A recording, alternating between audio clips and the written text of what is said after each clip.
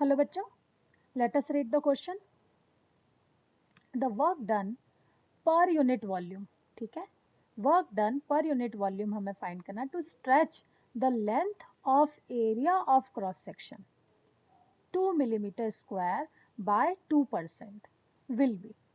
है ना, एक एरिया ऑफ क्रॉस सेक्शन एक वायर जिसका area of cross section 2 millimetre square है ना. लेट अस राइट, क्या गिवन है हमें. Given area of cross section 2 millimetre square. So इसे हम यूज कर सकते हैं 2 into 10 to the power -6 metre square. ठीक है, तो यहाँ एरिया गिवन है हमें. Okay, so area of cross section को कितना एलोंगेशन करना है 2%. ठीक है, वर्क डन है ना, कितना वर्क डन फाइंड करना है कि 2 मिलीमीटर स्क्वायर के वायर को 2% एलोंगेट करने में. ठीक है, तो elongate means del L by L is equals to 2%, या हम लिख सकते हैं 2/100. करेक्ट. चलिए, अब जो की कॉन्सेप्ट हम यहाँ यूज करने वाले हैं वो है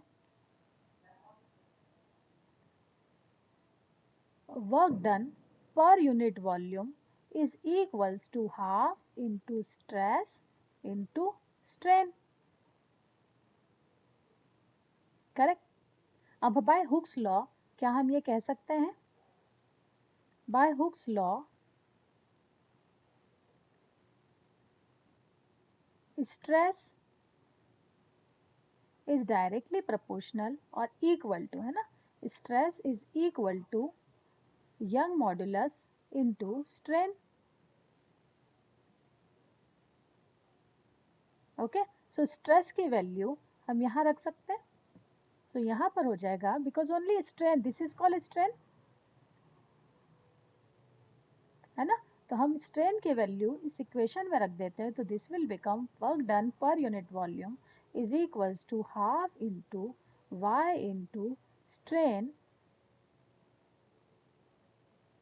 whole square. Let us solve this for here only. W by V is equals to half into Y into strain will be del L by L. Correct? Whole square. So this will become half. Young modulus is given 8 into 10 to the power 10 into del L by L is given 2 by 100 into 2 by 100. Square is given. So let us solve. ठीक है, 2 इसको cancel करेगा. सो this will become 4 4 जा 16 into 10 to the power 10 minus 4. Okay, so this will be 16 into 10 to the power 6.